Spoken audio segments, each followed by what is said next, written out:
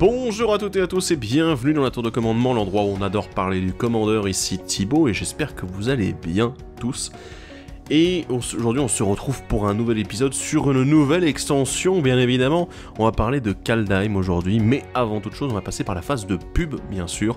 Et bien phase de pub, je vais vous rappeler que, comme d'habitude, eh bien il vous suffit de suivre la chaîne, et évidemment de liker, et de pourquoi pas activer la cloche pour voir les différentes vidéos, ça aide vraiment la chaîne. N'hésitez pas non plus à liker, commenter et partager la vidéo en général, surtout partager votre avis sur cette édition qui déjà va faire parler un petit peu beaucoup d'elle, hein, il faut le dire. Donc n'hésitez pas à échanger bien évidemment autour de celle-ci dans l'espace commentaire bien sûr.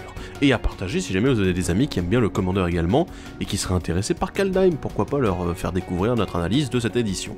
Vous pouvez également nous suivre sur Twitch, puisqu'on organise régulièrement, plusieurs fois par semaine, eh bien des lives, voilà, pour construire des decks, pour jouer avec vous, ou pour nos événements, hein, le SNC notamment, le Saturday Night Commander, qui se déroule, il paraît, tous les samedis, voilà, hein.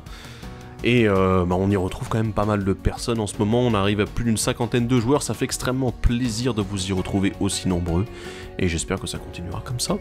Et s'il y a des personnes à remercier, évidemment, comme à chaque fois, parce que c'est grâce à elles qu'on peut continuer à faire des vidéos et à améliorer la qualité technique de nos émissions, ce sont évidemment les tipeurs très nombreux, mais bien évidemment, voilà, plus vous serez nombreux et plus on pourra envisager des choses complètement folles et qui permettront de dépasser un petit peu nos limites techniques actuelles. Voilà, donc en tout cas, merci à eux pour le soutien dont ils font preuve depuis bientôt un an. Sur ce, aujourd'hui, on va parler de Kaldheim, mais on ne va pas parler de tout Kaldheim, on va parler des commandants pour commencer, parce que vous savez, j'aime bien, voilà, faire des petites cases et rentrer un petit peu à la fois dans l'extension. Et on va commencer par évidemment ce qui nous intéresse le plus, parce que les commandants, quand même, ça reste toujours le point où on se dit, alors attends, est-ce que je vais monter un nouveau deck autour de ces commandants de Kaldheim, qu'est-ce qu'on peut faire avec, tout ça. Ça va être intéressant, on va avoir pas mal de choses dont on va devoir discuter aujourd'hui. Je précise que je ne vais pas parler des commandants qui sont issus des préconstruits decks commandeurs, ça on en parlera la semaine prochaine, des decks commandeurs tels qu'ils sont. Et voilà, donc ça sera pour une prochaine fois. Mais aujourd'hui, ces nouveaux commandants de Kaldheim, qu'est-ce qu'ils donnent? Je vais aborder couleur par couleur, et en fait si jamais il y a des petits mots-clés, des petites nouveautés que vous ne connaissez pas, qui sont propres à Kaldheim, je vous les expliquerai sur le moment, bien sûr. Ça reste évidemment mon avis, il y a probablement encore beaucoup de choses qu'on a à découvrir autour de ces commandants, mais voilà, on est sur un premier jet, qu'est-ce qu'on en pense tout de suite, et je vous avoue que déjà on en pense pas mal de bien. On va commencer avec Alvar, dieu de la bataille, qui est du coup l'un des dieux du cycle, du grand cycle de dieux de Kaldheim, il y en a beaucoup, vraiment beaucoup. Donc, alors, c'est un dieu légendaire qui est 4/4 pour 4, dont 2 blancs, et les créatures que vous contrôlez qui sont enchantées ou équipées ont la double initiative. Et au début de chaque combat, vous pouvez attacher une aura ciblée ou un équipement ciblé attaché à une créature que vous contrôlez, à une créature ciblée que vous contrôlez. Ok. Et ce qu'il faut savoir, c'est que les dieux, la grande majorité d'entre eux, enfin, si c'est pas tous, il me semble que c'est tous, ils ont une deuxième face. Voilà. La deuxième face, ici, c'est l'épée des royaumes, un artefact légendaire équipement qui coûte 2, dont 1 blanc. La créature équipée gagne +2/+0 et à la vigilance. Et à chaque fois que la créature équipée meurt, renvoyez-la dans la main de son propriétaire, équipement pour 2, dont 1 blanc. Alors, du coup, je vais déjà partir là-dessus, parce qu'il y a beaucoup de choses à dire. Parce qu'on a 2 faces à analyser, c'est vrai que c'est assez complexe. Du coup, on a 2 fois plus de contenu pour une seule carte, mais ce qui est intéressant, alors du coup, au niveau des règles, bien évidemment, dans la zone de commandement, vous avez le droit de lancer l'une des faces comme l'autre, puisqu'il n'y a pas de... c'est pas des cartes qui se transforment, c'est exactement comme dans Zendikar Rising, dans la Renaissance Zendikar, vous aurez le droit de choisir quelle phase vous allez lancer. Donc c'est intéressant. Ce qui est intéressant du coup c'est que en fait on peut avoir l'épée des royaumes disponible au tour 2 ou bien Alvar disponible au tour 4. D'ailleurs on va faire un petit coucou à l'équipe de Magic C'est Chic et notamment à Alvar, même si c'est pas exactement la même orthographe, on lui fait un petit coucou, hein, on a une petite pensée pour lui bien évidemment. Mais ici du coup, qu'est-ce que ça veut dire? Au niveau de la carte, ce qui est intéressant, c'est que niveau ruling, c'est finalement assez simple. Parce qu'on peut jouer depuis la zone de commandement n'importe laquelle des 2 faces, pour son coup de mana, plus la taxe de commandement, peu importe quelle phase vous allez lancer. C'est-à-dire si vous avez lancé une fois l'épée des royaumes, et qu'ensuite vous voulez lancer Alvar, alors qu'elle est retournée en zone de commandement, bien évidemment, hein, elle a été détruite ou exilée d'une certaine façon, eh bien Alvar va vous coûter 2 de plus, parce que vous avez déjà lancé en fait techniquement la carte qui est votre commandant, peu importe la face. c'est intéressant à savoir, c'est un petit rolling comme ça, on en reparlera dans un épisode de Judge dédié à Kaldheim bien évidemment, mais c'est déjà assez intéressant parce que du coup on a cette modularité qui est disponible en zone de commandement, soit l'équipement, soit le dieu.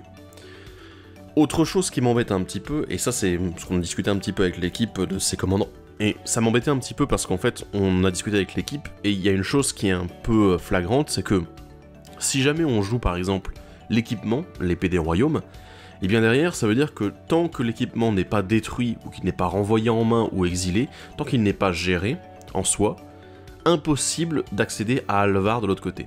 Donc c'est-à-dire impossible de retourner d'avoir notre dieu qui revient comme ça, vous pouvez pas le retourner, bien évidemment. Donc ce qu'il faut faire, c'est avoir un moyen éventuellement soit de gérer soi-même, donc en sacrifiant éventuellement notre artefact, ce qui est quand même un petit peu bizarre, soit directement le renvoyer dans notre main, ou s'assurer qu'on joue à une table de suffisamment haut niveau pour qu'il y ait des gestions d'artefacts. Et ça devient assez étrange, parce que je pense qu'on va tirer un bénéfice soit d'un côté, soit de l'autre de la carte. Donc voilà, ces cartes double face, j'ai encore un petit doute, elles sont efficaces. Voilà, on va parler maintenant un petit peu de chacune des faces individuellement. Elles sont efficaces, mais je vous avoue qu'il y a ce petit truc qui me fait... Je me demande si on va réussir à exploiter les deux faces dans une même partie en fait. Autant la phase dieu et ensuite passer à la phase équipement, c'est largement faisable, mais l'inverse, faire d'abord la phase équipement et ensuite passer à la phase dieu, ça va être un peu plus compliqué. Donc, Alvar, dieu de la bataille en soi, cette phase-là est extrêmement intéressante. Si vous vous souvenez, on a eu Reyav dans Commander Legends. Voilà, donc du coup, les créatures, c'était dès qu'il y avait une créature équipée qui attaquait, ou équipée ou enchantée qui attaquait, eh bien, vous lui donniez la double initiative. C'était très intéressant. Et ici, l'avantage, c'est que c'est pas uniquement au moment de l'attaque avec Alvar, c'est tout le temps, à partir du moment où elle est équipée ou enchantée. Donc, c'est très efficace, c'est très fort pour ce genre de deck, ça augmente largement le côté agressif, et du coup, ça vous évite d'avoir à aller chercher des mots-clés, parce que double initiative en soi, c'est déjà l'un des meilleurs mots-clés qui existent au niveau potentiel agressif, sans compter l'évasion, bien évidemment. Mais voilà, c'est déjà énorme. Ensuite, derrière, ce qui est extrêmement intéressant, c'est le fait que derrière, vous allez pouvoir littéralement réattacher une aura ou un équipement d'une créature qui est déjà sur une créature. Alors là, du coup, ça demande que l'équipement soit déjà sur une créature, donc ça demande qu'on ait déjà payé au moins une fois le coup, à une créature. Alors, on n'est pas sur le même coup que Arden dans Commander Legends, qui lui permettait d'équiper n'importe quel nombre d'équipements et d'enchantements aura que vous aviez sur une seule cible. Là, c'était vraiment too much. Mais du coup, bon, les deux iront très bien ensemble, hein, c'est évident. Mais Alvar ici est plus mesuré, vu qu'il va nous permettre de déplacer. C'est largement suffisant, je veux dire, étant donné qu'on a sa première capacité qui est déjà suffisamment forte, que lui-même c'est déjà un bon body 4-4 pour 4, donc bon, voilà, imaginez avec la double initiative, éventuellement, je sais pas, le vol ou une protection quelconque, ou le lien de vie par exemple, ça pourrait être pas mal du tout, bah oui, du coup là il est déjà pas mal. Donc pour les jeux aura et équipement, c'est bien. Le seul souci, c'est le fait qu'il soit mono blanc. Mais bon, ça n'est pas vraiment un problème, puisqu'on a de très bonnes cartes en blanc, l'essentiel de tout le soutien pour les enchantements et pour les auras et pour les équipements est en blanc. Il y a d'autres couleurs qui viennent compléter ensuite. Après, à voir si vous voulez l'intégrer dans d'autres couleurs. Voilà, une combinaison, je sais pas, par exemple, le Bant aura, voilà, un blanc bleu vert, tout à fait, ou alors un Boros équipement, comme d'habitude. Eh bien, Alvar, ça très bien aussi dans le deck. C'est ça qui est génial. L'épée de royaume en soi, elle est aussi intéressante parce qu'elle est pas chère. Elle est pour 2, ok d'accord. L'équipement est pour 2, donc c'est très raisonnable. Je veux dire, c'est le genre d'équipement, moi, qui me plaît bien. Voilà. Et puis derrière, plus 2, plus 0, vigilance. Une bonne capacité, un bon boost. Alors malheureusement, bon, le seul petit problème, c'est que voilà, c'est pas un boost symétrique, c'est un plus 2, plus 0. Donc il vous faut une créature éventuellement qui est soit de l'évasion, ou soit qui est une initiative, double initiative, ça peut être intéressant. Et ce que j'adore vraiment, c'est une capacité qu'on n'a pas vue souvent dans Magic, mais qui a toujours été assez intéressante. Voilà, la créature équipée meurt, vous la renvoyez dans la main de son propriétaire. Du coup, alors, il y a peut-être des boucles envisageables, notamment avec les moteurs à sacrifice, parce que si vous équipez votre créature, vous la sacrifiez avec un autre effet, et derrière vous faites en sorte du coup de vous la ramenez dans votre main, vous la relancez, etc. Ça peut être utile, après à voir comment ça peut fonctionner. Malheureusement je pense pas qu'il y ait de boucle faisable, vu que le coût d'équipement bloque beaucoup de choses, mais en tout cas ça peut faire beaucoup de value également si vous jouez dans cette stratégie là, sacrifice, réanimation avec l'épée des royaumes. Donc, en fait... Voilà, si on doit faire le topo maintenant de cette carte, je sais que je suis long sur cette carte, mais en même temps, c'est le premier, c'est littéralement le premier dieu double face qu'on voit, hein, bien évidemment. Mais si on doit faire le topo, la face Alvar est très puissante juste en tant que synergie dans le deck équipement, voilà, ou en tête du deck équipement ou aura.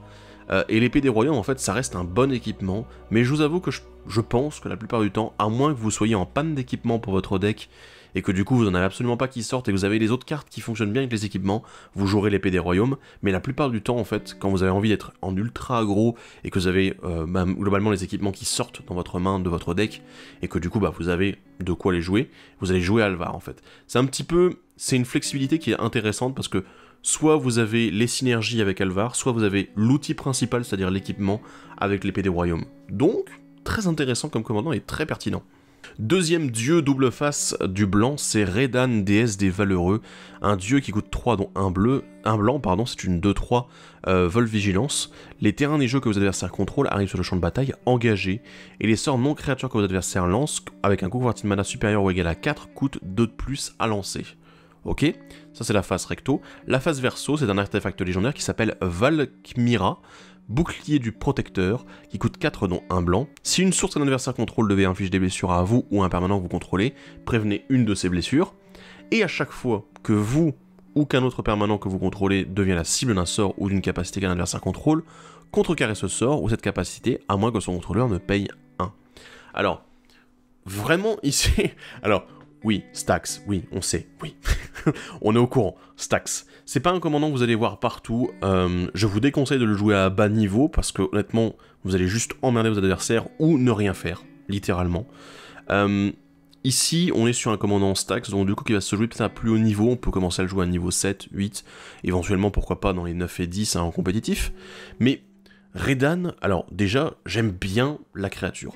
C'est un bon body, on a déjà une créature qui peut attaquer, bloquer, vol vigilance, donc bon, évasion, super, qui coûte que 3 mana, c'est génial. Et en plus derrière, bon, alors les terrains neigeux, vous allez me dire, oui mais les terrains neigeux c'est pas tant joué que ça. Attendez, on est dans une édition qui comporte les terrains neigeux, avec des rééditions, avec des synergies avec les permanents neigeux. Je peux vous dire qu'à mon avis, le nombre de terrains neigeux qu'on va voir venir dans les decks actuellement en commandeur, on avait déjà eu le coup avec Modern Horizon, mais ici ça va être augmenté, d'autant plus que on a plus de synergie. Donc on a plus de choses à faire avec ces terrains neigeux. Donc, il y a un réel intérêt. Voilà. Autant dire que c'est probable qu'on ait quelques terrains, quelques stratégies neigeuses qui voient le jour avec ses commandants, mais ça on en parlera quand on y sera, bien évidemment. Mais ici du coup, Redan, elle est carrément à l'opposé. Elle va littéralement bloquer ces joueurs qui se sont intéressés à la mécanique neigeuse. Ou qui se sont juste dit que les terrains neigeux c'était classe, et du coup qu'ils allaient les mettre en masse dans leur deck, en terrain de base. Donc voilà, du coup, ça reste assez intéressant. On est vraiment sur une capacité qui sera intéressante dans certains types de jeux. Après, évidemment, on est dans Stax, et là on retrouve un truc un petit peu à la Gadoctig, si vous connaissez de Lorwyn. Donc les sorts de créatures qui coûtent 4 ou plus vont coûter 2 de plus à lancer. Et t'es là, ouais, ok, c'est déjà fameux. Et globalement, ça va empêcher beaucoup de choses, parce que qu'est-ce qu'on a à 4 ? On a beaucoup de Vras à 4. On a pas mal de sorts de gestion de masse, de manière générale, hein, voilà, des boons de masse, etc. Donc voilà, c'est plutôt pas mal. Après, voilà, tous les très gros sorts, notamment, pourquoi pas les cartes de combo, des fois, elles sont à 4 mana et plus, hein. Donc, les faire coûter 2 de plus, ça va juste ralentir énormément nos adversaires. Et, alors on va parler quand même un petit peu de la face Valkmira. Alors là, on est sur une face qui est également dans la même logique, voilà, de faire de la Stax. Parce que une blessure prévenue par source que les adversaires contrôlent, voilà, c'est quand même génial. Et, alors pourquoi c'est génial ? Parce que, déjà, les jeux jetons, tous les jeux qui jouent avec des 1-1, voilà, mes petits elfes, mes petits esprits, tout ça, mes petits soldats, voilà, malheureusement c'est des 1-1 et ce sont chacune des sources différentes. Donc du coup si vous attaquez, vous prenez une de ces blessures, en fait ils vous font 0. T'es là, ah ouais c'est pas mal. Donc du coup contre les jeux jetons c'est efficace. Tous les jeux burn aussi ça va ralentir, temporiser un petit peu ce qui se passe. De plus, derrière, oui, le fait de contrecarrer automatiquement les sorts qui vous ciblent et ciblent vos permanents, à moins que le contrôleur ne paye 1, ça va encore une fois ralentir, tout comme la face recto de Redan. Alors du coup je ne sais pas vraiment dans quel type de jeu le jouer, ça va être un jeu 8-bear très Stax en fait, mais on va être en mono blanc quoi, voilà, ça va être, on va se restreindre un petit peu là-dessus. Après évidemment, Redan peut rentrer très bien dans les decks Stax déjà existants, ça sera une très bonne pièce de Stax, Donc, et en plus, encore une fois, flexible, qui s'adapte à la situation. Voilà, si vous êtes plus avec des mecs qui jouent en face des gros sorts non créatures, eh ben vous savez que vous pouvez jouer la face recto, le Redan, et si jamais vous êtes plutôt face à des jeux jetons et des mecs qui ont tendance à cibler un petit peu, à être un peu plus interactifs avec du mono-cible, eh ben vous pouvez jouer la partie Valkmira. Donc c'est sympa, c'est vraiment intéressant. En blanc, on finit avec Sigrid, c'est la protégée des dieux, celle-ci, c'est un humain et guerrier 2-2 qui coûte 3 dont 2 blancs. Elle a le flash, elle a l'initiative, la protection contre les créatures dieux. Quand Sigrid, protégée des dieux, arrive sur le champ de bataille, exilez jusqu'à une créature attaquante ou bloqueuse ciblée, jusqu'à ce que Sigrid quitte le champ de bataille. Je vous avoue que je suis un petit peu... Ouais, ok, d'accord. Il n'y a rien de très impressionnant en fait ici. Parce qu'en fait, c'est juste un effet cercle de l'oubli, voilà, comme on a vu, hein, chasseur de fielleux, voilà. Mais en plus, qui demande à ce que ce soit une créature attaquante ou bloqueuse que vous voulez exiler. Donc si jamais c'est une créature utilitaire qui fait juste du mana ou qui a un effet, une capacité activée, bah en fait, elle sera jamais utilisée pour attaquer, bien évidemment. Et du coup, Sigrid ne pourra pas la gérer, donc c'est vraiment pas très bon. Alors, et en plus, il y a le petit truc un petit peu bizarre, c'est protection contre les dieux. En plus, pardon, excusez-moi, j'ai mal lu. Protection contre les créatures dieux. C'est-à-dire que si jamais vous avez par exemple les dieux de Teros qui sont animés qu'à partir d'un certain taux de dévotion, eh bien vous ne pouvez pas être protégé contre eux quoi. Donc il paraît qu'il y a un Erebos qui file un -2, -1, il me semble, ou -1, -2, j'ai oublié, le Erebos de Teros pardonne à la mort. Bah du coup si c'est un enchantement, bah vous pouvez complètement cibler avec parce que c'est pas une créature. Donc voilà. C'est une drôle de précision qui donne un petit côté un peu étrange à cette créature-là. Honnêtement, je la jouerai nulle part. Je pense même dans un jeu Blink que c'est un peu particulier, c'est... Je sais pas, ça sera juste moyen, quoi.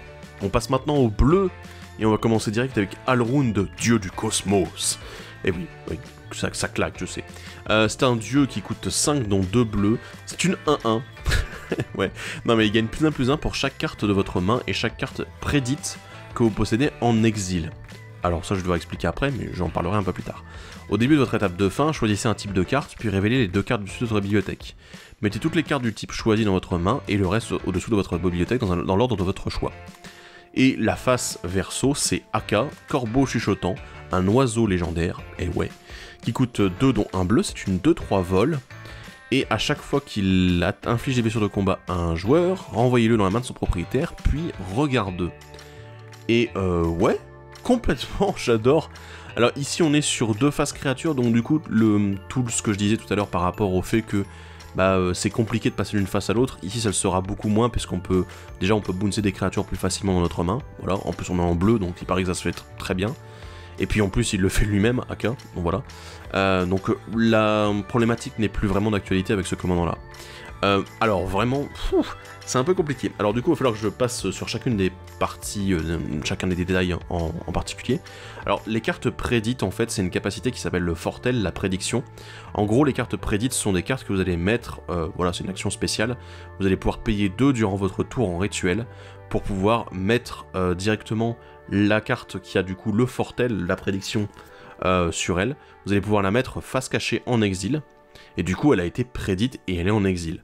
Donc voilà, ça c'est l'avantage, c'est que ici Alrund en fait va exploiter cette mécanique-là pour dire ok, c'est une extension de ta main, donc du coup je la compte aussi pour mon petit bonus.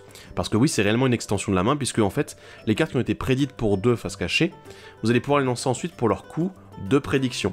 Voilà, et du coup le coût de prédiction, c'est un coût qui est généralement inférieur, et qui des fois, voilà, enfin, qui est quand même beaucoup plus intéressant en fait, qui va permettre de le lancer, et surtout, en fait, les cartes prédites deviennent une extension de la main, réellement. Ça, on en parlera quand on parlera de l'extension Kaldheim en détail, parce que on va avoir beaucoup de cartes avec la prédiction qui vont être jouables, hein, je vous l'avoue tout de suite, donc c'est tout à fait possible que Alrund l'exploite très bien, cette mécanique-là. Ensuite, alors, je vous avoue que la deuxième capacité, elle est complètement basée sur le fait qu'on va pouvoir vérifier le dessus de la bibliothèque, voilà, de manière générale. Donc, bien évidemment, le genre de cartes qu'on va aller mettre dans le deck autour d'Alrund, qu'est-ce qu'on va voir? Toupie de divination du Sensei, on va avoir le Scroll Rack, le râtelier à parchemin, on va avoir le Brainstorm, voilà, le remue-ménage classique. Ce sont des cartes qu'on va avoir tendance à utiliser parce qu'on veut contrôler de ce dessus de bibliothèque, parce que si vous pouvez mettre littéralement 2 cartes au début de votre étape de fin dans votre main, alors celles vous êtes obligé de les révéler, mais on s'en fout, c'est 2 cartes en plus, c'est de la value pure. Ça paraît quand même assez énorme. Et qui plus est, ça passe outre tous les effets qui disent que vous ne pouvez piocher qu'une seule carte par tour. Parce que ce n'est pas de la pioche, vous révélez, et ensuite vous mettez toutes les cartes du type choisi dans votre main. Donc c'est quand même assez énorme. Et vraiment, j'aime bien ce concept-là. On est sur un dieu qui a un concept globalement sympa. Et en plus, AK, on va quand même parler de cette partie oiseau, parce que c'est quand même 1, 2, 3 vols pour 2, déjà les très bonnes statistiques, hein. Mais surtout, quand il inflige des blessures de combat, voilà, le fait d'avoir cet auto-bounce, où littéralement il va revenir tout seul dans votre main, pour dire, allez vas-y, maintenant tu me joues du côté Alround, voilà, hein, je suis sympa, hein, t'inquiète. Et ben, écoutez, ouais, c'est tout à fait adapté, parce qu'en plus on a le regard 2 qui est appliqué au moment où il a, en capacité déclenchée, donc, enfin, c'est super intéressant. Donc voilà, on a vraiment ce côté où le dieu synergise bien, en fait, tout seul, avec ses deux faces, et la mécanique qui est prévue autour, elle fonctionne bien en fait, je l'aime bien ce Alround, il est vraiment très très bon. Autre dieu bleu, c'est Cosima, déesse du voyage, qui coûte 3 dont 1 bleu, c'est une 2-4, et au début de votre entretien, vous pouvez exiler Cosima. Si vous faites ainsi, elle acquiert à chaque fois qu'un terrain arrive sur le champ de bataille sous votre contrôle. Si Cosima est exilée, vous pouvez mettre un marqueur voyage sur elle. Si vous ne le faites pas, renvoyez Cosima sur le champ de bataille avec X marqueurs de +1/+1 sur elle, et piochez X cartes, X étant le nombre de marqueurs voyage sur elle. Wow. Alors ouais, c'est Space. Mais attendez, on n'a pas fini, on a l'autre côté encore à aborder. L'autre côté, c'est l'Aura Carve, un artefact légendaire véhicule, ouais, vous avez bien entendu, qui coûte 2 mana dont 1 bleu, c'est une 3-3 quand il est piloté, le pilotage est à 1, voilà, donc ça devrait être assez facile, et à chaque fois qu'un véhicule que vous contrôlez inflige des blessures de combat à un joueur, ce joueur exile autant de cartes du dessus de sa bibliothèque, vous pouvez jouer les terrains parmi ces cartes tant qu'elles restent exilées. Ok. Alors, là, on a un dieu, alors contrairement à l'autre qui était plutôt, voilà, assez efficace, je veux dire, Alround avait l'air assez, comment dire, axé vraiment autour de la value, de la pioche, etc.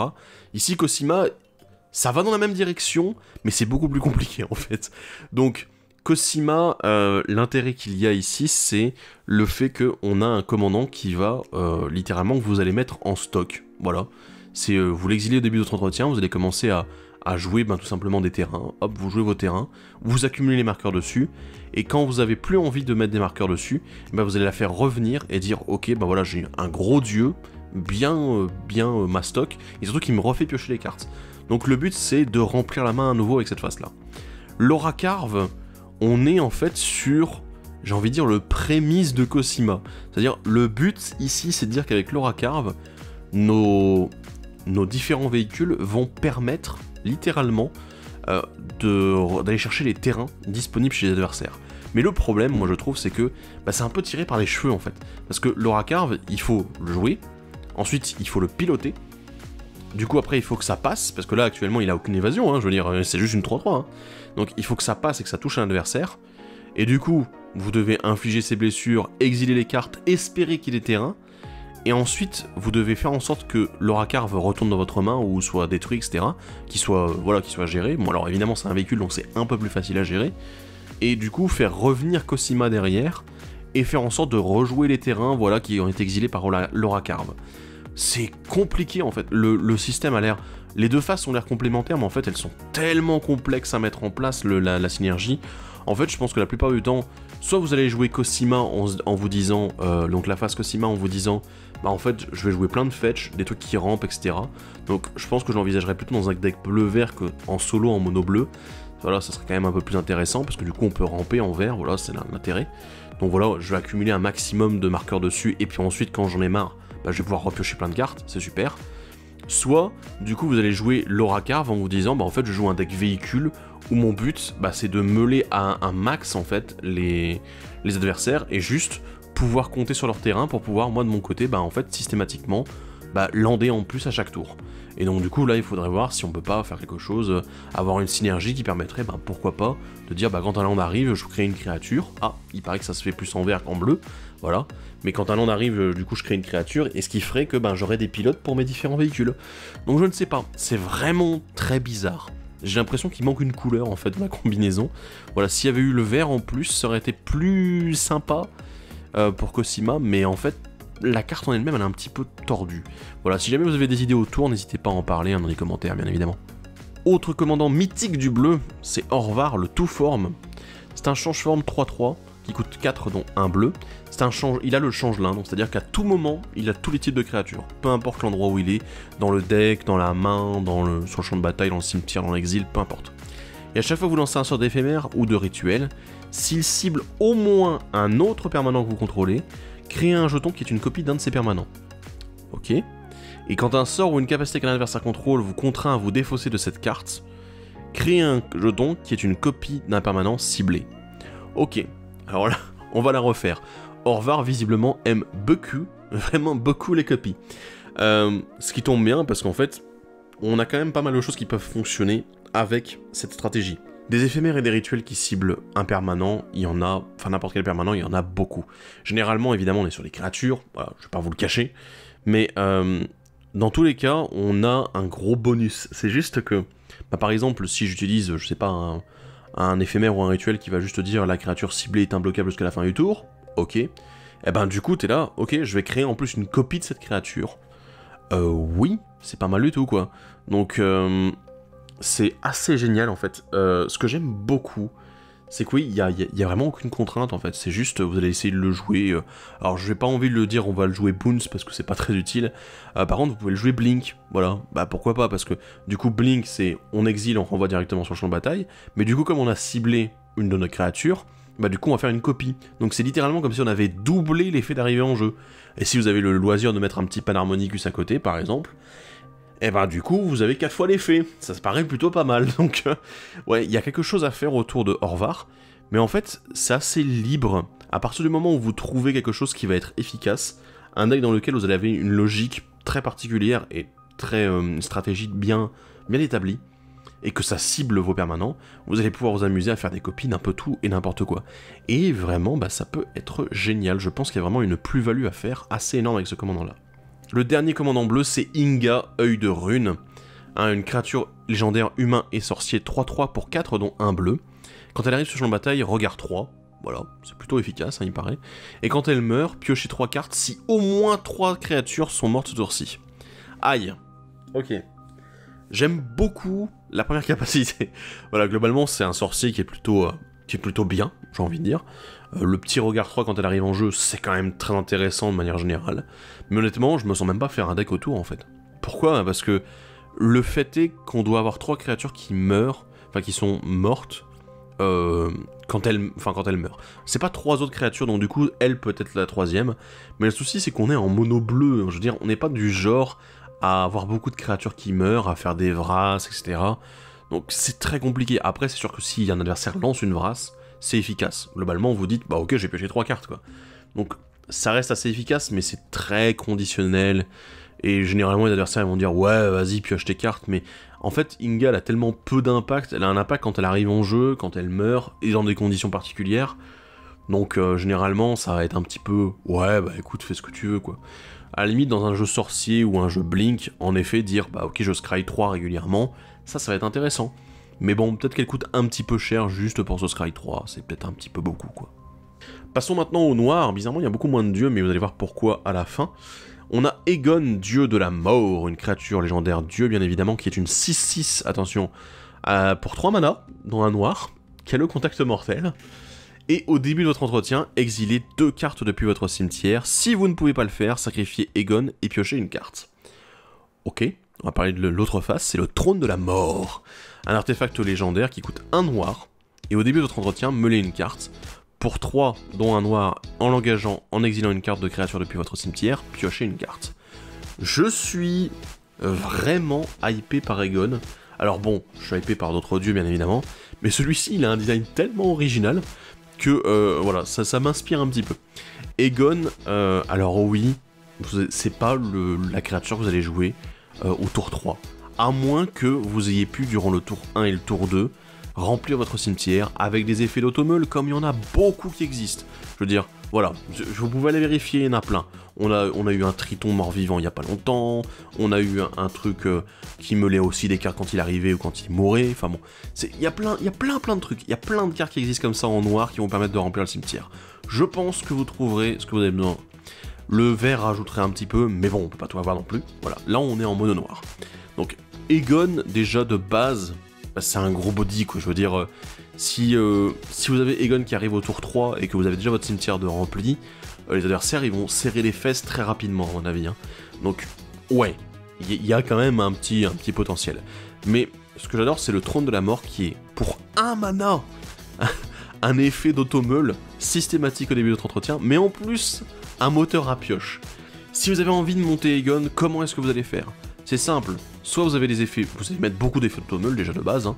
Donc voilà, tout ce qui va vous permettre de vous meuler dès que ça arrive en jeu, voilà, bam, on prend pas le temps, allez hop, on y va, on met tout dans le cimetière. Donc, on va jouer de l'automeule. Derrière, si jamais vous n'avez pas votre automeule dans la main de départ, bah du coup, trône de la mort, hop, posez tranquille, voilà. Après, vous faudra quoi sacrifier évidemment, ou faire en sorte qu'il se fasse gérer, bien évidemment. Sinon, derrière, bah vous allez simplement faire de la value avec, mais ça reste appréciable. Et puis, bah, dès que votre cimetière est suffisamment rempli, bah, Egon va arriver, bam. Et puis après, vous pouvez faire quoi? Bah, vous pouvez faire peut-être un petit peu de réanimation pour réanimer les meilleures bêtes qui ont été mises au cimetière. Voilà, donc un petit peu de réanimator, ça peut être intéressant. Il y a vraiment de quoi faire en fait, et je trouve que ça va être un deck ultra value, assez original avec l'automeule. Malheureusement, qui est sensible à un truc, c'est la gestion des cimetières, voilà. Donc bah, si jamais un adversaire joue Bojuka-Bog, du coup qui joue noir, bah le traître vous gérera certainement le cimetière pour éviter qu'Egon reste. Donc voilà, ça risque d'être un petit peu space à gérer, mais globalement, je pense qu'il y a un potentiel et en fait ça va être super aggro et les adversaires vont avoir tendance à flipper assez vite. Tergrid, la déesse de la peur, du coup le deuxième dieu noir, c'est un dieu qui coûte 5, non de noir, c'est une 4-5 avec la menace, et à chaque fois qu'un adversaire sacrifie un permanent de mon jeton ou se défausse d'une carte de permanent, vous pouvez mettre sur le champ de bataille sous votre contrôle cette carte depuis un cimetière. Ouais. Et on va parler de la lanterne de Tergrid. Tergrid a sa lanterne, qui est un artefact légendaire bien évidemment, qui coûte 4 dont 1 noir. Vous l'engagez, un joueur ciblé perd 3 points de vie, à moins qu'il ne sacrifie un permanent non terrain ou se défausse d'une carte. Et pour 4 dont 1 noir, vous dégagez la lanterne. Ah là là là là. Alors du coup, comment dire, j'aime beaucoup Tergrid aussi. Oui, les commandants noirs m'attirent beaucoup là aujourd'hui. Donc Tergrid, j'aime beaucoup en fait parce que son effet de, voilà, un adversaire sacrifie un permanent non jeton, vous le récupérez. En fait, c'est lui qui trahit. Littéralement, voilà, on n'a pas l'annihilateur, mais c'est lui qui trahit. Et c'est quand même assez dingue parce que bon, c'était une carte qui était absolument pétée. Là, on a pour 5 mana un truc qui fait un effet similaire. Ce qui est génial en plus, c'est que bon, du coup, ça fonctionne aussi avec la défausse. Après, moi, je serais plus, voilà, c'est vous qui voyez, hein. Moi, je serais plus partisan de faire en sorte de se faire sacrifier les adversaires régulièrement. Parce qu'en fait, bah, globalement, quand vous aurez le mana pour lancer Tergrid, à moins que vous rempliez comme un gros porc et qu'elle soit là autour d'eux, c'est plus probable qu'il y ait moins de cartes dans les mains et qu'il y ait plus de cartes de permanence sur le champ de bataille. Ce qui est quand même assez intéressant. Alors, aussi un autre truc qui me fait marrer, Tergrid aime beaucoup les fetch, parce que du coup, les fetch qui se sacrifient pour aller chercher d'autres terrains, bah t'es là, bah ouais, bah du coup je vais le récupérer, quoi, il part pas au cimetière, c'est moi qui le prends, et du coup c'est vous qui allez ramper en plus derrière, ça peut être marrant. Donc voilà, c'est assez fun, je trouve que Tergrid elle fonctionne bien, voilà, je sacrifie, je défausse, pourquoi pas, amusez-vous. Mais la lanterne, si vous reconnaissez cet effet, c'est vous connaissez la carte, voilà. C'est le joueur ciblé perd 3 points de vie, à moins qu'il ne sacrifie un permanent dans le terrain ou ne se défausse d'une carte. C'est quoi? C'est le tourment de grêle de feu. C'est Torment of Hellfire, qui est... alors bon, là, c'est un seul joueur. Malheureusement, c'est ciblé, donc c'est ça qui m'embête un petit peu avec cette lanterne. Mais, étant donné qu'on a la possibilité de la dégager pour 4 mana, bon, dont un noir, bah, ça veut dire que si vous avez moyen de faire mana infini, vous pouvez littéralement, bah, en fait, tuer tous les joueurs, quoi. Donc, voilà. Si vous avez moyen de faire mana infini avec la lanterne de Tergrid, ben voilà, c'est une win en fait, c'est une win. Donc à vous de voir comment est-ce que vous pouvez le faire en mono noir. Mais il y a des choses intéressantes à faire, vraiment je trouve que ce commandant il a un potentiel très intéressant. Dernier commandant noir, c'est Varagot, Père Ciel de Sang, un démon aigredin, et ouais, c'est une 2-3 pour 3 dont 1 noir avec le contact mortel et il a la vantardise, une nouvelle capacité. En gros, pour 2 dont 1 noir, un joueur ciblé cherche une carte dans sa bibliothèque, puis mélange sa bibliothèque et met cette carte au-dessus d'elle. Et vous pouvez activer cette capacité que si cette créature a attaqué ce tour-ci, et une seule fois par tour, parce que bon, hein, ce serait quand même dommage d'aller tuto n'importe quel nombre de cartes, hein. Alors, j'aime beaucoup, parce qu'en fait on est sur un effet à la Vampiric Tutor, hein, voilà, mais sauf que là ça ne coûte que 2 mana et pas de points de vie. C'est obligé d'attaquer avec Varagot, mais bon, on s'en fiche, le contact mortel c'est suffisamment dissuasif. Si vous lui donnez d'autres capacités d'évasion, il sera très content, voilà, hein, il faut le dire. Et surtout, vous pouvez l'activer en éphémère durant la phase d'attaque, c'est-à-dire vous allez attaquer, hop, en réponse, vu que mon Varagot a été déclaré attaquant, bah je vais tuto une carte, quoi, voilà, tout simplement. Et après, bah, vous voyez si vous pouvez pas la piocher, avoir une réponse, etc. Donc ça vous permet éventuellement de répondre aussi dans les tutos une réponse que vous allez pouvoir utiliser dans la phase de combat pour protéger votre commandant. Donc il y a un intérêt.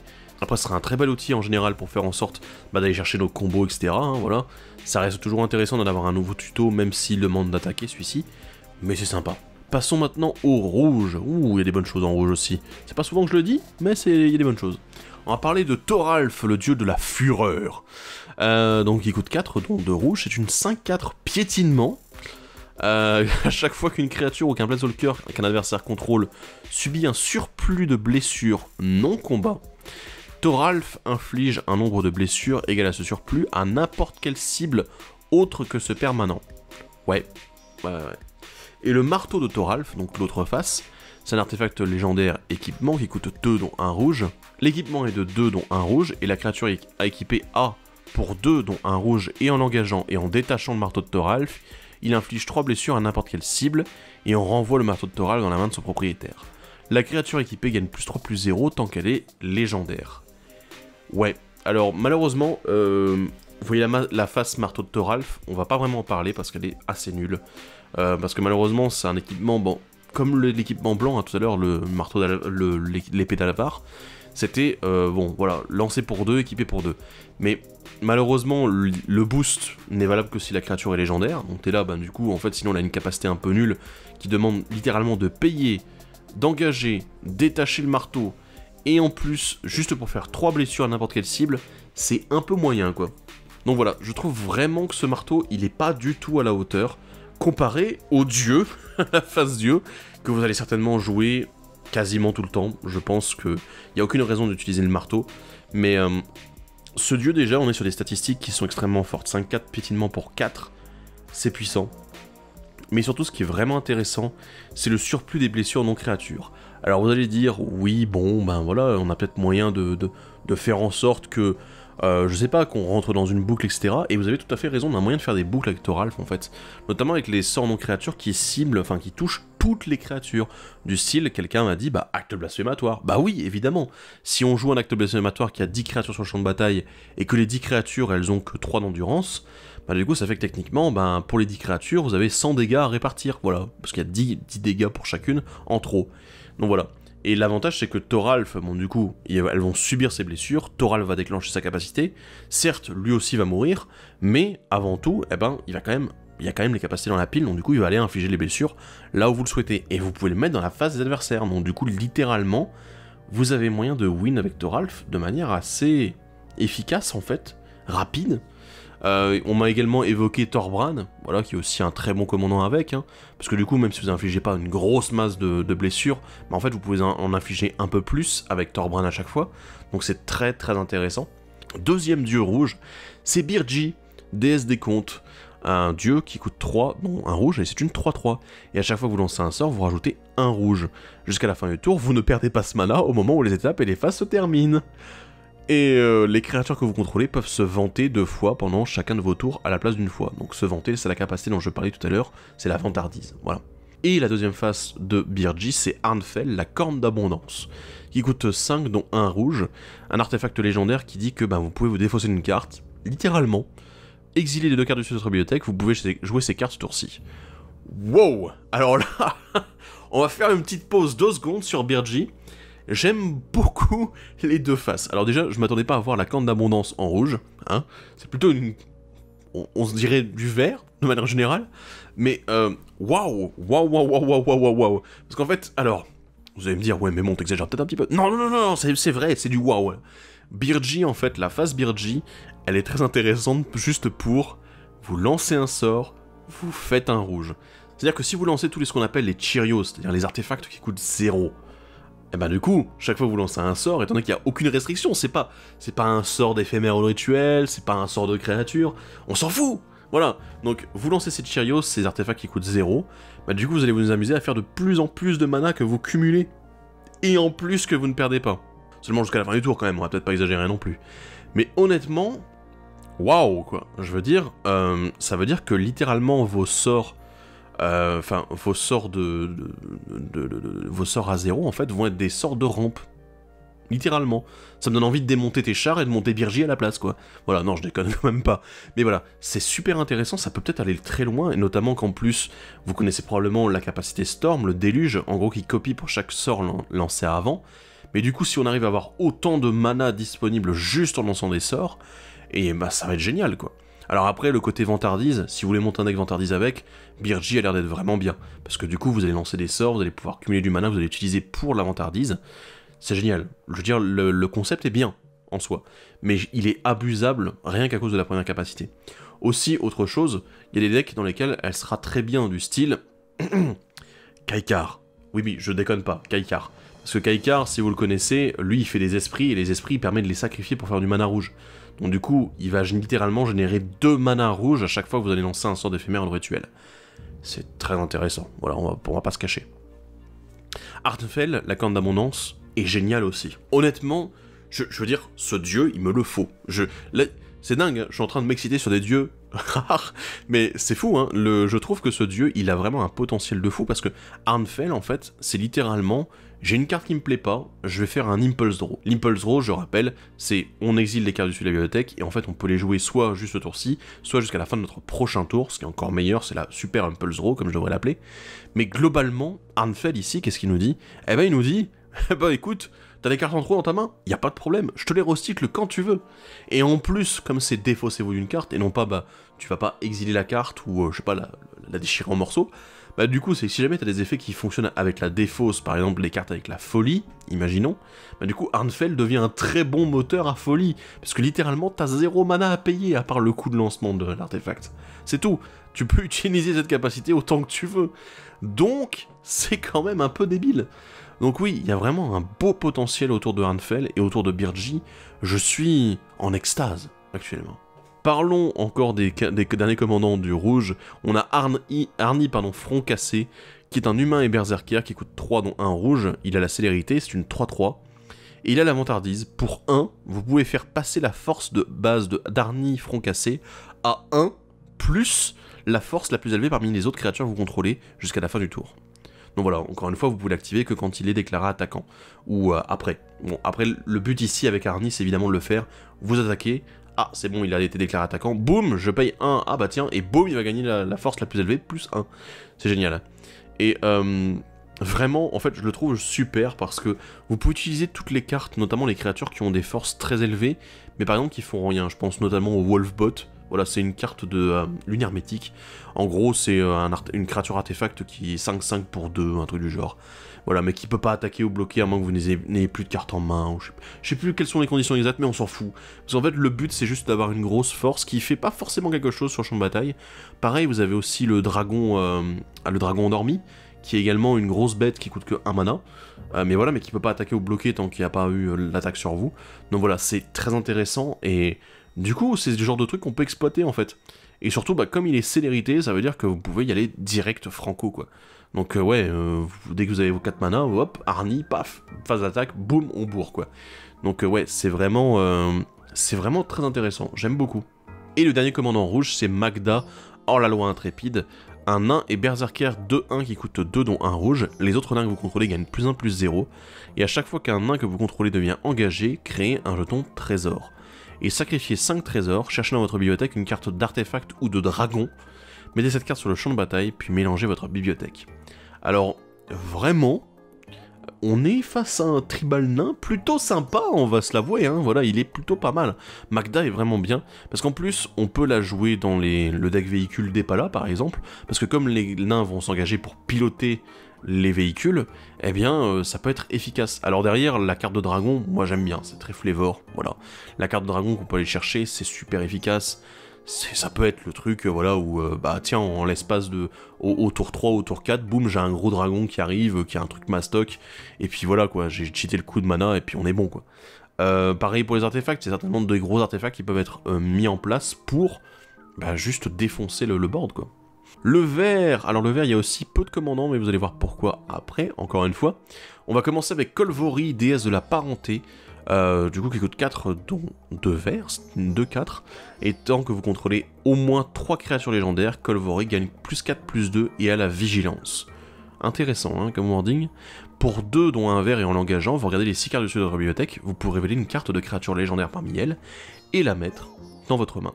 Et le reste dans un ordre aléatoire en dessous de la bibliothèque. La deuxième phase de Kolvori, c'est la Fibule de Ringart, un artefact légendaire qui coûte 2 dont un vert, et au moment où il arrive sur le champ de bataille, vous choisissez un type de créature, et en fait il s'engage pour ajouter un vert que vous pouvez dépenser uniquement pour lancer un sort de créature du type choisi, ou un sort de créature légendaire. Donc là on est face à une carte quand même, un commandant, il faut l'avouer, qui est axé beaucoup autour du légendaire, là on l'a vu, mais aussi qui peut s'intégrer dans du tribal. Je trouve que l'anneau en lui-même, la Fibule de Ringart, probablement c'est sûr que voilà, on pourrait la jouer simplement en tant qu'artefact dans un deck tribal, mais je pense qu'on va s'orienter, si jamais on rentre Kolvori dans un deck plutôt que en tant que commandant, on va s'orienter vers un tribal qui est plutôt...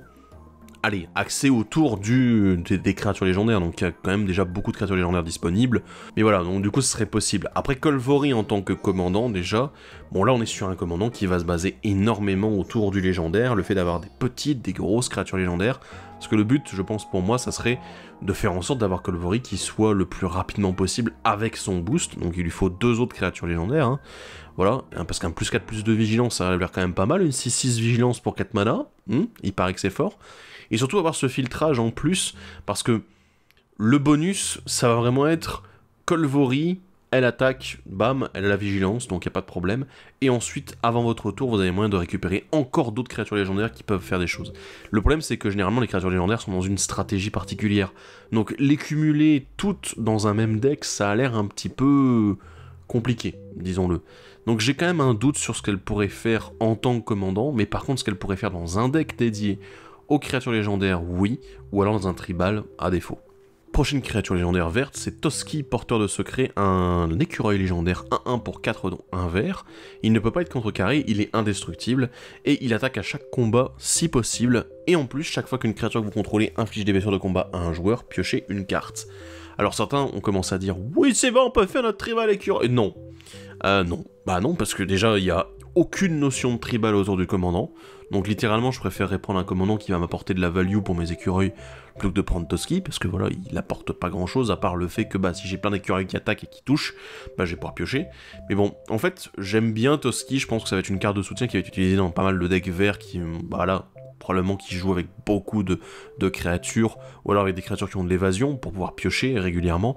En fait, il me fait penser au Crogivre d'Oran, qui était de la même façon une créature qui disait, voilà, à chaque fois qu'une de tes créatures inflige des blessures de combat à un adversaire, bah du coup vous piochez une carte. Et l'avantage c'est qu'en plus elle donnait le contact mortel à tes créatures attaquantes. Donc du coup, il y avait un double intérêt. Et il coûtait que 1 mana de plus que Toski. Alors ici Toski, lui il a l'avantage, il peut pas être contrecarré, il est indestructible. Mais malheureusement il est aussi obligé d'attaquer à chaque tour.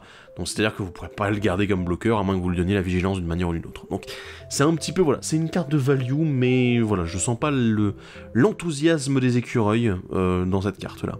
Finn, le porteur de crocs, aïe aïe aïe aïe aïe aïe aïe aïe, c'est un humain et guerrier légendaire qui coûte 2 dont 1 vert, c'est une 1-3 contact mortel, et chaque fois qu'une créature avec le contact mortel que vous contrôlez inflige des blessures de combat à un joueur, ce joueur gagne 2 marqueurs poison. Un joueur qui a au moins 10 marqueurs poison perd la partie. Oui, le poison est de retour, messieurs dames, oui, c'est la seule carte du set qui fait référence, bien évidemment, mais je vous avoue que là, ça fait quand même assez plaisir parce que on est face à un tribal contact mortel là. On est face à un commandant tribal contact mortel. Ce qui est dommage, c'est qu'on puisse pas avoir le noir en plus puisqu'il est mono vert, mais du coup, bah pourquoi pas le jouer dans un deck tribal contact mortel, et derrière, bah du coup, se dire que c'est une condition de win qui peut être très efficace et très rapide à mettre en place. Voilà, donc vraiment, je pense que là on a à peu près tout dit, hein. Vraiment le commandant a l'air en lui-même déjà assez puissant avec cette capacité... voilà, qu'on n'attendait pas, littéralement. Et c'est assez efficace, ça rend le contact mortel beaucoup plus menaçant.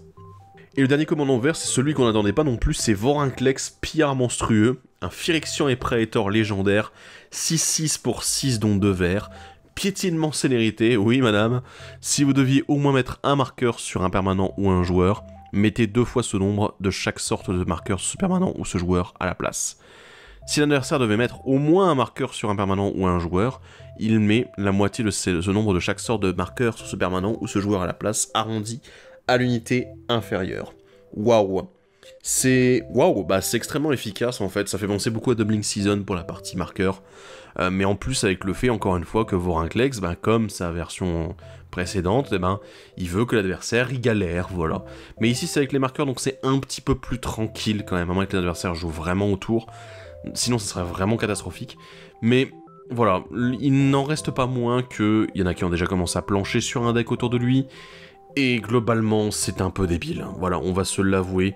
Le deck peut être extrêmement débile, fonctionner avec tous tous les générateurs de marqueurs, en fait, tous les doubleurs qu'on connaît déjà, en fait. Et c'est encore une pièce supplémentaire, c'est encore une pièce qui peut fonctionner avec les Planeswalkers aussi. Enfin voilà, ça fait beaucoup. Je voulais l'explorer vous-même parce qu'il n'y a pas vraiment besoin que je m'étale dessus. C'est puissant, c'est les marqueurs, voilà. On va parler du multicolore assez rapidement, on a beaucoup de commandants multicolores. On a Aegar, la flamme gelante, un géant et sorcier 3-3 pour 3, dont un bleu et un rouge. Chaque fois qu'une créature ou un Planeswalker qu'un adversaire contrôle subit un surplus de blessures, si un géant, un sorcier ou un sort que vous contrôlez lui inflige des blessures de ce tour-ci, piochez une carte. Donc voilà, encore une fois, surplus de blessures, bon, très intéressant. Et, bah ma foi, la compensation avec la draw, sachant que c'est déjà une bonne bête lui-même, hein, bah c'est plutôt sympa, donc ouais, ça fonctionne bien. Firja, arbitre de valeur, un ange éclair qui coûte 5 dont 1 blanc et 2 noirs. C'est une 2-4 vol, lien de vie. Chaque fois que vous lancez votre deuxième sort à chaque tour, regardez les 3 cartes du dessus de votre bibliothèque, mettez l'une d'elles dans votre main et le reste dans votre cimetière. Alors là, du coup, bon, c'est pas un tribal ange, du coup, littéralement, puisqu'il y a réellement rien qui fonctionne avec, mais par contre, c'est un tribal deuxième sort que vous lancez à chaque tour. Alors bon, on est en blanc-noir, on a pas mal de choses réactives, donc du coup, vous pouvez aussi lancer pas mal d'éphémères durant les tours adverses, notamment bah, tout ce qui est gestion de créatures, etc., bien évidemment. Mais ce qui est assez génial, je trouve, c'est que vous pouvez aussi le jouer réanimator, parce que bien sûr, il y a quand même... Bah, il paraît qu'il y a quand même deux cartes qui vont finir au cimetière, donc pourquoi pas faire en sorte de les ranimer derrière si vous avez beaucoup de créatures, etc. Donc pourquoi pas jouer voilà, très réactif et en même temps avec de la réanimation. Mais c'est un petit peu spécial quand même. Hein. Harald, roi de Skemfar, un elfe et guerrier légendaire qui coûte 3 dont 1 noir et un vert, c'est une 3-2. Il a la menace, et quand il arrive sur le champ de bataille, regardez les 5 cartes du dessus de votre bibliothèque, vous pouvez révéler une carte d'elfe, de guerrier ou de Tivar parmi elles, et la mettre dans votre main, mettez le reste au-dessous de votre bibliothèque dans un ordre aléatoire. Alors qu'est-ce que c'est un Tivar? Eh ben c'est un Planeswalker, voilà, et on en parlera la prochaine fois. Mais alors je l'aime bien, il est sympathique, c'est vrai que c'est bien voilà, d'avoir ce tri de bibliothèque, de pouvoir récupérer des ressources. C'est sympa, mais ce qui est embêtant, c'est que c'est au moment où il arrive en jeu. Malheureusement, on est en noir-vert, le blink, ça va être un peu compliqué. Donc bon, c'est une bonne carte de value pour les jeux elfes en général, je pense, mais il faut pas chercher plus loin, voilà. Cardur, fléau du Domskar, un démon et berserker qui coûte 4 dons, un noir et un rouge, c'est une 4-3. Quand il arrive sur le champ de bataille, jusqu'à votre prochain tour, les créatures que vos adversaires contrôlent attaquent à chaque combat si possible, et attaquent un joueur autre que vous, si possible. À chaque fois qu'une créature attaquante meurt, chaque adversaire perd 1 point de vie, vous gagnez 1 point de vie. Alors la première capacité de Cardur, c'est littéralement God. C'est inciter en fait. Pour ceux qui ne connaissent pas, c'est exactement la même chose en fait, c'est littéralement la description. Et derrière, bah, j'aime beaucoup, une créature attaquante qui meurt, boum, chaque adversaire perd 1 point de vie, vous gagnez 1 point de vie. Du coup, vous pouvez le monter de manière aristocrate en disant, bah, j'attaque, j'inflige les blessures, et avant la fin à l'étape de fin de combat, en fait, où les créatures sont encore attaquantes, bah, vous pouvez sacrifier ces créatures pour dire, bam, je vous inflige des blessures. Donc voilà, ça peut être très cool. Et aussi, bah, si vous avez moyen, bah, je sais pas, par exemple, il y a une carte qui m'interpelle, c'est No Mercy. C'est-à-dire, quand une créature vous inflige des blessures de combat, et bah du coup, le joueur, elle est détruite en fait. Donc du coup, c'est une capacité déclenchée, on est encore dans la phase de combat, donc du coup la créature a été déclarée attaquante, donc elle meurt, et du coup, voilà, vous incitez les joueurs à ne pas vous attaquer. Sinon, ils vont prendre la patate. Cole, le maître forgeron, un nain et guerrier qui coûte un rouge et un blanc, c'est une 2-2, et à chaque fois qu'une autre créature non jeton que vous contrôlez meurt, s'il était enchanté ou équipé, renvoyez dans la main de son propriétaire. Les jetons de créatures que vous contrôlez qui sont enchantés ou équipés gagnent +1/+1. Alors, c'est beaucoup moins efficace que son copain Rayav qui est sorti dans Commander Legends, mais bon, on va peut-être pas trop en demander. Moi, ce qui m'intéresse ici, c'est de faire un petit peu la façon de Winota. Alors, pour ceux qui connaissent Winota de Ikoria, le but avec Winota, c'était de faire en sorte d'avoir des jetons non humains qui pouvaient du coup ramener des humains avec la capacité de Winota. Et le fait est qu'on avait des humains qui créaient des jetons non humains. Voilà. Et ici, je pense que c'est à peu près pareil, c'est-à-dire qu'en gros, il faudrait qu'on ait littéralement des créatures à lancer, qui vont créer des jetons quand elles arrivent en jeu, et derrière bah, vous pouvez éventuellement les sacrifier en les ayant équipés avant, voilà, auparavant, vous allez les récupérer et du coup créer des jetons. Donc il y a une sorte de synergie jetons et équipement, mais en même temps pas tout jeton non plus. C'est assez intéressant, donc bon, à voir comment ça peut fonctionner. Mais je pense pas non plus que ça sera aussi efficace que d'autres commandants qu'on a eu récemment, en équipement et en aura. Koma, le serpent du cosmos, un grand serpent qui coûte 7 mana, dont 2 verts et 2 bleus. C'est une 6-6 qui ne peut pas être contrecarrée, et au début de chaque entretien, vous créez une créature 3-3 bleu grand serpent appelée Annelure de Koma. Et vous sacrifiez un autre grand serpent et vous choisissez l'un. Vous engagez un permanent ciblé et ses capacités activées ne peuvent pas être activées ce tour-ci. Ou Koma acquiert l'indestructible jusqu'à la fin du tour. Vraiment, je trouve ça efficace, en fait, le fait que ça soit au début de chaque entretien, tu sens que c'est une carte qui était prévue pour le multijoueur, hein, il paraît, et en plus, derrière, bon, incontrecarrable, c'est une grosse bête, bon, voilà, il fait des grosses bêtes en jetons à côté, il a 2 capacités qui sont très bien pour la gestion, donc ouais, c'est une bonne bête, mais c'est du Simic classique, quoi, c'est le Simic good stuff, grosse bête, voilà. Madja, protectrice de Bretagar, un humain et guerrier qui coûte 5, dont 1 vert et 2 blancs, c'est une 2-3, les autres créatures que vous contrôlez gagnent +1/+1, et à chaque fois qu'un terrain arrive sur le champ de bataille sous votre contrôle, créez un jeton de créature 1-1 blanche, humain et guerrier. Oui, sympa, j'aime bien l'effet d'antienne, c'est toujours sympathique, voilà. Après le truc c'est qu'elle coûte 5, c'est assez cher mine de rien. Et surtout, le problème pour moi c'est qu'elle crée des jetons quand un terrain arrive sur le champ de bataille, et vu qu'elle coûte assez cher, ça risque d'être un petit peu problématique. Donc bon, il y a une carte qui peut très bien aller avec elle, c'est Karametra, voilà, puisque bon, Karametra va, quand vous lancez un sort de créature, aller chercher un terrain, donc du coup ça synergise un petit peu avec ça, voilà, c'est sympathique. Morite des Frimas, une créature neigeuse légendaire change forme, c'est une 0-0 pour 5, dont 1 vert et 2 bleus, elle a le changelin à tous les types de créatures, bien évidemment. Et quand elle arrive sur le champ de bataille, eh bien vous choisissez qu'elle arrive en tant que copie d'un permanent que vous contrôlez, excepté qu'il est légendaire et neigeux en plus de ses autres types, et si c'est une créature, il arrive avec 2 marqueurs +1/+1 supplémentaires sur lui, et il a le changelin. Et what? Ok. En fait, là on est vraiment face à un commandant copie, et qui va juste augmenter la value de votre deck. On est en bleu-vert, je pense que c'est faisable de faire de la value en bleu-vert, il paraît. Donc vraiment, ouais, je pense pas qu'il y ait grand chose à dire dessus, c'est juste, bah voilà, écoutez, vous aurez vos permanents en double si vous le souhaitez. Narfi, roi traître, une créature neigeuse légendaire zombie et sorcier qui coûte 5, dont 1 bleu et 1 noir, c'est une 4-3. Les autres créatures neigeuses et les autres créatures zombies que vous contrôlez gagnent +1/+1. Et pour 3 mana neigeux, renvoyez sur le champ de bataille, engagez Narfi, roi traître depuis votre cimetière. Et donc voilà, le mana neigeux en fait, il peut être payé avec un mana d'une source neigeuse, c'est-à-dire qu'à partir du moment où il est marqué neigeux, que ce soit une créature neigeuse qui fait du mana, ou un terrain neigeux qui fait du mana, et bah du coup, vous pouvez utiliser ce mana là, peu importe sa couleur, pour payer un coup en mana neigeux. Voilà, c'est un petit rappel sur ce qu'est le neigeux. Bref, Narfi, il est sympa. Je veux dire, il est sympa pour du tribal zombie, ça peut être cool et tout. En plus, il se renvoie tout seul sur le champ de bataille, donc du coup, c'est une antienne que vous perdrez pas vraiment, en fait. Donc c'est cool. Bon, évidemment, vous le jouerez la plupart du temps avec que les terrains neigeux, hein, vous n'allez pas vous embêter. Tous vos terrains de base seront les terrains neigeux pour être sûr. Est-ce que vous le jouerez en commandant ? Oui, pourquoi pas, si vous voulez faire un petit deck zombie sympa. Sinon, vous pouvez le mettre dans un deck zombie, et il paraît qu'il est ça très bien aussi. On a également Sarulf, dévoreur de royaume, un loup légendaire qui coûte 3, dont 1 noir et 1 vert, c'est une 3-3, et à chaque fois qu'un permanent qu'un adversaire contrôle est mis dans un cimetière depuis le champ de bataille, vous mettez un marqueur +1/+1 sur Sarulf, et au début de votre entretien, si Sarulf a au moins un marqueur +1/+1 sur lui, vous pouvez tous les retirer. Si vous faites ainsi, exilez chaque autre permanent non terrain avec un coût converti de mana inférieur ou égal au nombre de marqueurs retirés de cette manière. Sarulf, il est assez spécial, parce que, en fait, il ressemble beaucoup à un autre enchantement qu'on connaît déjà, et qui détruisait tous les permanents à X. Mais c'est assez étrange ici, parce que, du coup, Sarulf, lui, les exile. Il compte sur le fait que les permanents adverses soient mis au cimetière. Donc bon, il y a une certaine logique. Je pense qu'en fait, ça va être un deck très gestion, où vous allez beaucoup vous baser autour des marqueurs, en fait, de Sarulf. Vous pouvez lui donner de l'évasion, etc., ou augmenter le nombre de marqueurs qu'il va gagner, etc., mais c'est vrai que, en soi, je pense que ça va être un deck de grosse gestion, et puis en fait, Sarulf va grossir, et au moment où vous pourrez plus gérer individuellement les cartes, vous ferez, ok, je vais retirer les marqueurs, et boum. Le problème, c'est que ça se fait uniquement au début de votre entretien, donc du coup, ça va être compliqué, il va falloir le protéger, mais bon, on est en noir-vert, il y a des possibilités, quoi. Svela, modeleuse de glace, une créature neigeuse légendaire, un troll guerrier, qui coûte 3 dont un rouge et un vert, c'est une 2-4, et pour 3 vous l'engagez, vous créez un jeton d'artefact neigeux incolore, manalite, de glace, avec, en fait vous l'engagez et vous faites un mana de votre choix, la couleur de votre choix, qui sera également neigeux, puisque le manalite est un artefact neigeux. Et pour 8, dont un rouge et un vert, vous l'engagez, regardez les 4 cartes de votre bibliothèque, vous pouvez lancer un sort parmi elles sans payer son coût de mana. Et voilà, vous mettez le reste aléatoirement en dessous de la bibliothèque. C'est compliqué. Svela, en fait, c'est pas le genre de commandant que je vois jouer... je vais jouer avec le dessus de ma bibliothèque, tout ça.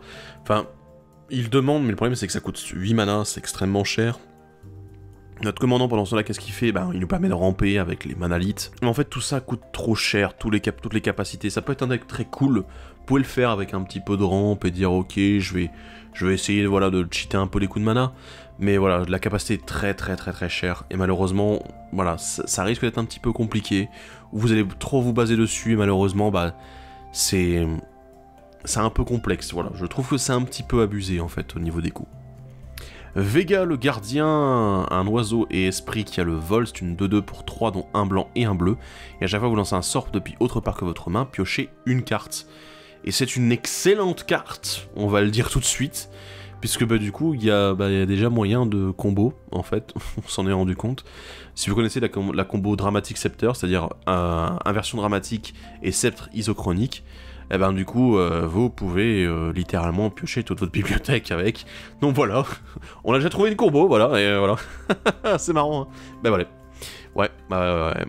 Sinon, ça reste en dehors de ça, en dehors de la combo, une excellente carte, puisque je lançais des sorts depuis une autre part que la main. Évidemment, il y a la prédiction, comme on l'a dit, mais il y a également d'autres moyens, hein, tout simplement depuis le dessus de la bibliothèque, depuis l'exil en général, avec les Impulse Draw, même si, là, on n'est pas vraiment dans les mêmes...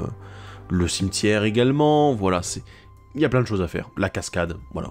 On va parler maintenant de Valki, un dieu dont je n'ai pas parlé. Valki, dieu des mensonges, qui coûte 2 dont un noir, c'est une 2-1. Quand il arrive sur le champ de bataille, chaque adversaire révèle sa main.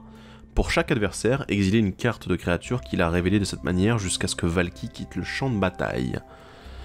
Et ouais, et pour X, vous choisissez une carte de créature exilée par Valki avec un conversion de mana de X et il devient une copie de cette carte. Donc très utile, mais on va s'intéresser aussi à l'autre face, la face Tibalt, imposteur cosmique, qui coûte 7 dont un noir et un rouge, c'est un Planeswalker qui arrive à 5 de loyauté. Au moment où Tibalt arrive sur le champ de bataille, vous gagnez un emblème avec, vous pouvez jouer les cartes exilées par Tibalt, et vous pouvez dépenser du mana, comme si c'était du mana de n'importe quelle couleur, pour lancer ses sorts. Le plus 2 dit exiler la carte dessus de la bibliothèque de chaque joueur, le moins 3 dit exiler un artefact ciblé ou une créature ciblée, et le moins 8 dit exiler toutes les cartes de tous les cimetières, ajouter 3 rouges.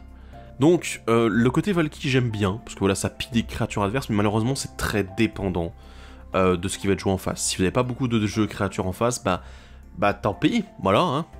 Et ouais, c'est tant pis pour vous.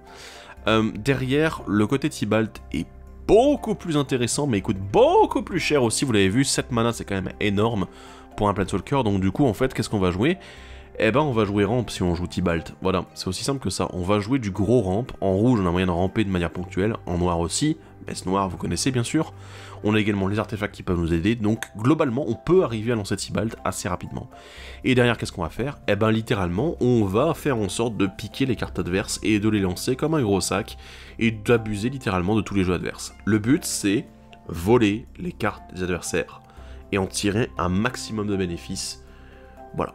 Donc vraiment, on est en noir-rouge, en plus il y a de la gestion partout, donc vous pouvez faire à peu près tout ce que vous voulez. Donc ouais, la phase Tibalt est beaucoup plus intéressante que la phase Valki, qui sera probablement jouée plutôt en standard, je vous avoue. Mais c'est Tibalt en lui-même, cette phase-là est très puissante, à condition que vous ayez le deck vraiment bien monté autour, ça va être compliqué aussi à mettre en place. On continue avec Yorn, dieu de l'hiver, qui est une créature légendaire neigeuse, dieu, qui coûte 3 dont un vert, c'est une 3-3, et à chaque fois que le Yorn attaque, dégagez chaque permanent neigeux que vous contrôlez, y compris lui-même. Et l'autre face, c'est Kaldring, le bâton de givre, un artefact neigeux légendaire qui coûte 3 dont un bleu et un noir. Vous l'engagez, et vous pouvez jouer une carte de permanent neigeux ciblée depuis votre cimetière ce tour-ci. Si vous faites ainsi, elle arrive sur le champ de bataille, engagée. Je suis très fan de Yorn parce qu'en fait ça sent la value. On est sur du on est sur du Sultai Value, là le bleu noir vert, et en fait on est sur de la value pure, avec des permanents neigeux, ce qui est vraiment génial en soi. Donc oui, Yorn est un bon commandant parce qu'il est simple, il est efficace. Le problème c'est qu'il le fait au moment de l'attaque, donc du coup, ne comptez pas non plus, ne vous dites pas ouais je vais faire des combos, je vais faire du truc à haut niveau, ben le problème c'est qu'il faut qu'il attaque pour faire sa synergie, et donc vous allez jouer évidemment beaucoup de terrain neigeux, vous allez jouer beaucoup de permanents neigeux en général. Ça va être compliqué à builder, voilà, parce que je vous avoue que les permanents neigeux, il n'y en a pas tant que ça en fait qui sont très intéressants. Donc ouais, ça va être un petit peu restreint, d'autant plus qu'il va falloir replonger également dans de vieilles éditions, hein, voilà, le Cold Snap, pour pouvoir aller chercher certains de ces permanents. Donc bon, ça reste intéressant, mais ne vous emballez pas trop, il faut vraiment faire un bon build avec, bien efficace, qui attise vraiment la value, qui attise également le fait de réutiliser des permanents depuis le cimetière, mais bon. En tout cas, ça va être assez complexe à monter, mais c'est probablement le commandant permanent des jeux. Et on va finir avec Esika, déesse de l'arbre, un dieu également, qui coûte 3 dont 2 verts, c'est une 1/4 vigilance. Vous pouvez l'engager pour ajouter un mana de la couleur de votre choix. Et les autres créatures légendaires que vous contrôlez ont la vigilance, et elles s'engagent également pour faire un mana de la couleur de votre choix. Et l'autre face de Esika, c'est un enchantement légendaire, le seul, c'est le pont prismatique, qui coûte un blanc, un bleu, un noir, un rouge, un vert. Et au début de votre entretien, révélez les cartes du dessus de votre bibliothèque jusqu'à ce que vous révéliez une carte de créature, ou de Planeswalker. Mettez cette carte sur le champ de bataille, et le reste au-dessous de votre bibliothèque dans un ordre aléatoire. On va se calmer tout de suite. Je sais qu'il y a des gens qui ont commencé à dire « Ouais, je peux mettre plein de légendaires et tout, c'est trop bien, waouh !» Et bah oui, mais non, vous allez vous calmer tout de suite, parce qu'en fait, il y a un moment où il faut évaluer un petit peu, déjà, la stratégie. La stratégie ici, c'est créatures légendaires. Ça va être un petit peu léger comme stratégie. Parce que bon, les créatures légendaires, on n'a pas vraiment beaucoup de synergie autour. On a quelques sorts qui sont intéressants, voilà, ceux de Dominaria notamment. On a également Arvad de Dominaria, hein, voilà. Mais globalement, les créatures légendaires, bon, à part les nouvelles cartes qu'on a eues ici, il n'y a pas grand chose qui synergise entre les créatures légendaires. Donc, on va se calmer un petit peu, voilà. Pourquoi ? Parce que je sens en fait venir les decks 5 couleurs nonsense où ça va être « Ouais bah attends, je vais mettre toutes les légendaires que j'aime bien et tout dans le même deck et puis on verra ce que ça fait. » Ouais mais justement, le problème c'est pas ça. Un deck commander c'est construit de manière à ce qu'on ait une stratégie, que toutes les cartes qui sont dans le deck, globalement, elles soutiennent d'une manière ou d'une autre, de près ou de loin, cette stratégie.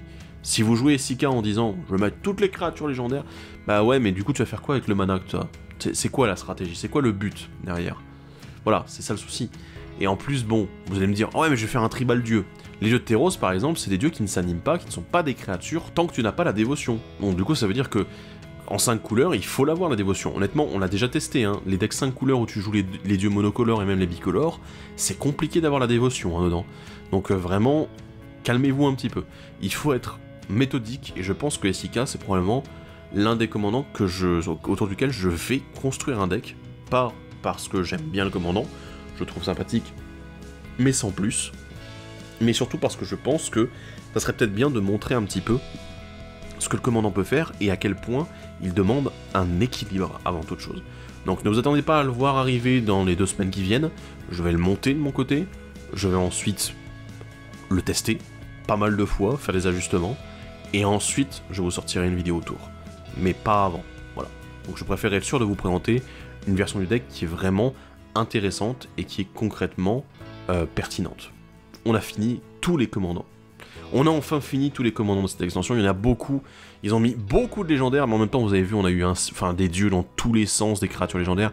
En même temps on est sur une mythologie nordique, donc évidemment il y allait avoir énormément de figures héroïques, voilà, les dieux qui sont présents, et en plus qui ne sont pas immortels cette fois-ci, puisque ce sont les dieux nordiques, voilà, hein, si vous connaissez l'histoire. Donc vraiment je pense que on est sur une édition qui nous propose pas mal de commandants, des bons commandants. Après est-ce qu'il y a des choses révolutionnaires ? Quelques-uns qui sont intéressants, qui vont chercher dans des directions un petit peu différentes, qui proposent des designs un peu originaux, mais on n'a pas non plus réinventé la roue, voilà, il faut le dire.